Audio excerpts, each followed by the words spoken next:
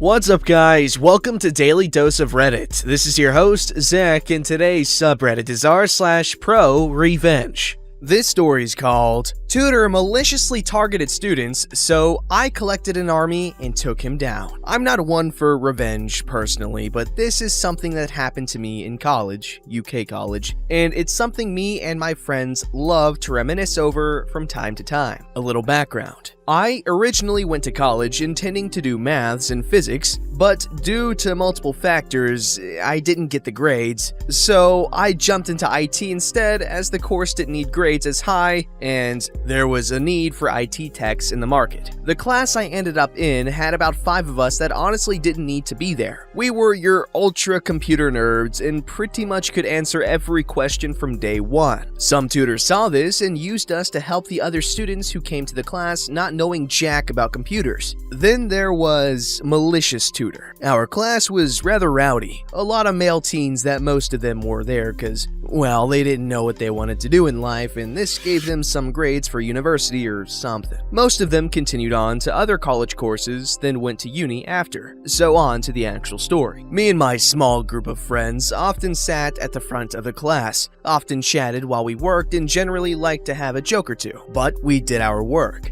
Things started out with malicious tutor telling us in the middle of class that we needed to stop talking and get on with our work. Okay, we were mostly joking then, so sure, maybe we were distracting him. But as time went on, he would start to snap at us for talking about the work, moving to help each other with stuff we had already done or just knew more about, etc. The time that took the biscuit was about halfway through the first year, when on a day we were doing our assignments, which were due the next day, something most of our tutors let us do in class if we had all their works done, and the two of the group that knew the least needed some help finishing off their stuff. Most of us were working on other classes' work, the main lecture had been done, and the other people in the class were not passing that assignment first time, as none of them were working on it, even though the tutor had said, "Use this time to get it in, I don't want late assignments." They were instead laughing, joking, generally screwing around and playing games at the other side of the room where he couldn't see their computer screens. Malicious tutor turns to us and rather angrily, and only to our small group, demands that we shut up, sit at our own desks, and stop distracting him. We had been distracting him every lesson and were problem students. He wouldn't listen to any of us about helping each other or anything else. Wouldn't give the two that needed the help,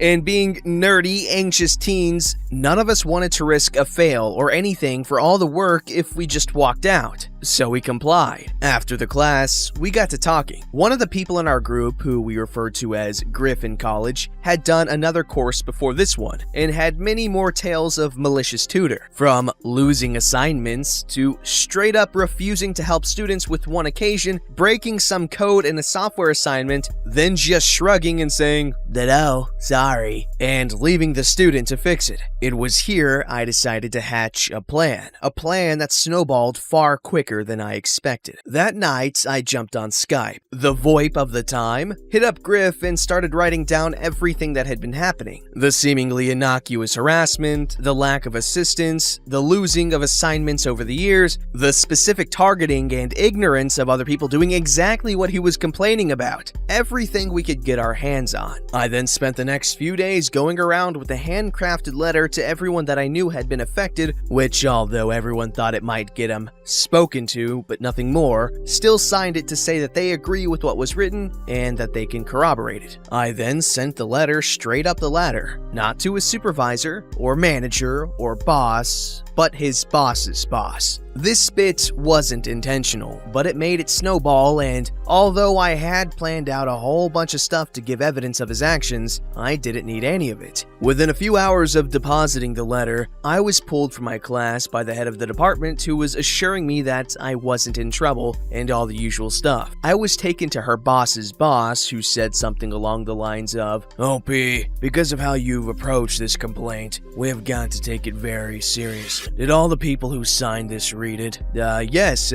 tutor's manager's boss's boss. They did, and I believe other people have made complaints in the past too. Okay, OP. If you want, we can omit any names and this can be dealt with as an anonymous complaint, but that's up to you. I'm fine with my name being used, but I can't say for anyone else who signed the letter. Thank you, OP.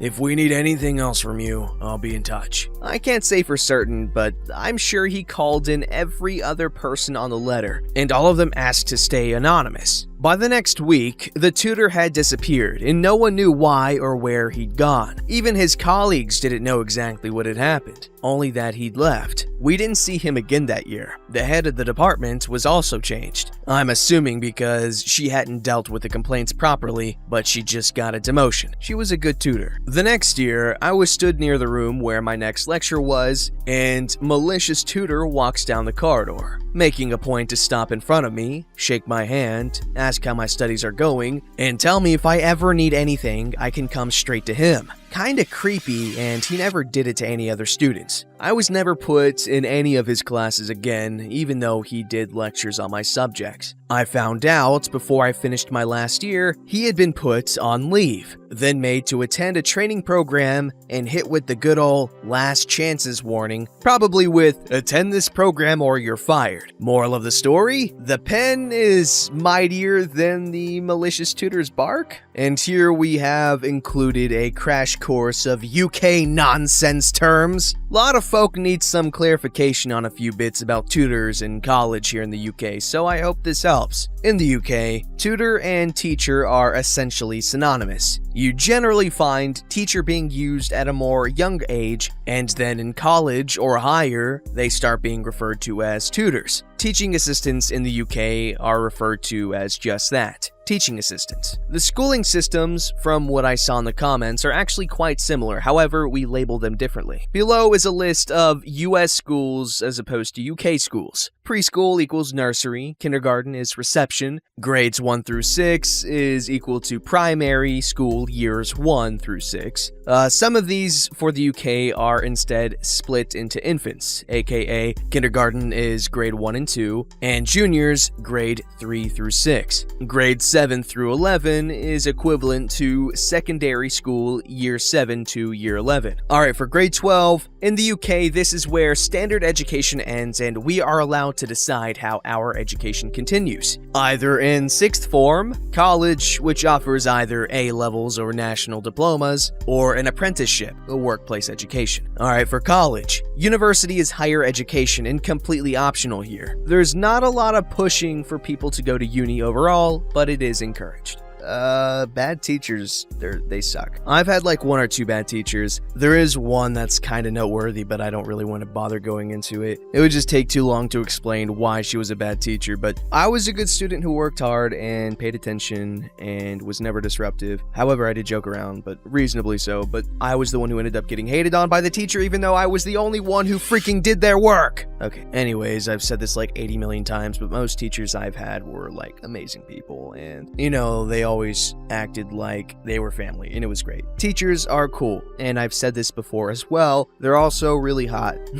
This story's called, My Uncle Took Revenge on Behalf of My Parents. As the title gives away, this didn't happen to me, but is the story of how my uncle avenged my parents. My parents had me when they were plenty young. They were not teens anymore, but had barely left that age bracket. My mom and dad met in college. That was also when they had me. So while my parents were in their courses, I mostly stayed with my grandparents. The whole family lives in the same area, and the college was not that far away. My parents were still young and liked to go out with friends on occasion. When the following happened, I was a few years old. On occasion, they frequented a bar. A drunk guy there groped my mom and did not take a no as a no. My dad intervened and stopped the guy. And half an hour later, all seemed forgotten. The music was loud, the bar crowded, and then someone in the crowd hit my dad with an empty glass pitcher square in the face. He was bleeding profusely and collapsed. But in the press, semi-darkness, and over the music, no one knew who did it. My dad got taken to a hospital. He had a broken nose and a heavy concussion. He also couldn't see who had attacked him, and his memory between the alcohol and being hit in the head was also very fuzzy. Of course, they had considered the guy who had harassed my mom, but they didn't know him, nor did they see him anywhere leading up to the moment, let alone have any evidence. So they pressed charges against unknown, but there was virtually nothing anyone could do. But then a few days later, the piece of crap that had harassed my mom approached her on campus. Turns out, he was in the same college as my parents. He made a few veiled comments and left little doubt that it had been him that hit my dad in the face. And the piece of garbage let my mom know that my dad, next time, should mind his manners, and that the little touching he had done didn't hurt anyone and wasn't that bad. And if he wanted to do it again, he would, and maybe more. And then the piece of crap went on his merry way. My mom was horrified, of course.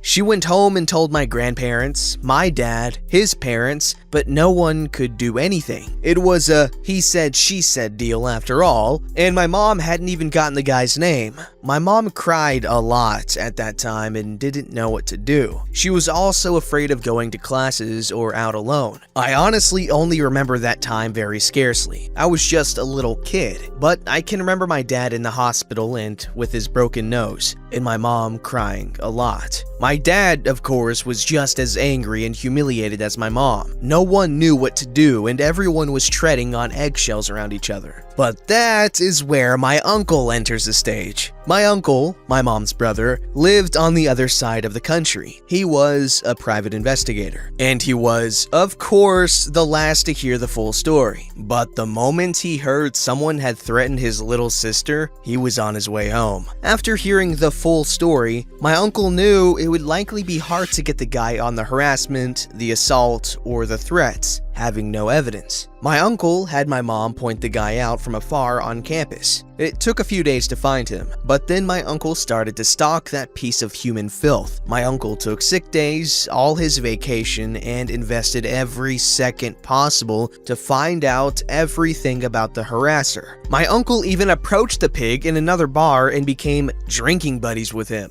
Over several weeks, my uncle had uncovered all manners of illicit behavior: possession, consumption, and distribution of drugs, theft, and a few other misdemeanors and small-time stuff. And my uncle could have put him away for that. But my uncle always said, when asked about it, that if he had sent the butthole to prison, it would be for molesting my mom and hurting my dad. And that is what he did. One night, while out with his new buddy drinking, my uncle made the idiots piss drunk and they landed in my uncle's motel room. He got the harasser to incriminate himself on video, ratting off a list of illegal crap he was up to. My uncle had, of course, pretended to be a crook too. Among the stories Butthole told was a story of how he groped some chick and brained her dude with a pitcher of beer. Now, something needs to be said. In my country, recording someone in secret is illegal, and under some conditions, like if the police does it, it is not a permissible piece of evidence in court. But as a PI, my uncle knew the laws for that exactly. But paradoxically, the situation is different if it is not only audio, but also video. And my uncle had the butthole on camera confessing. The next day, my uncle turned himself into the police with all his collected evidence,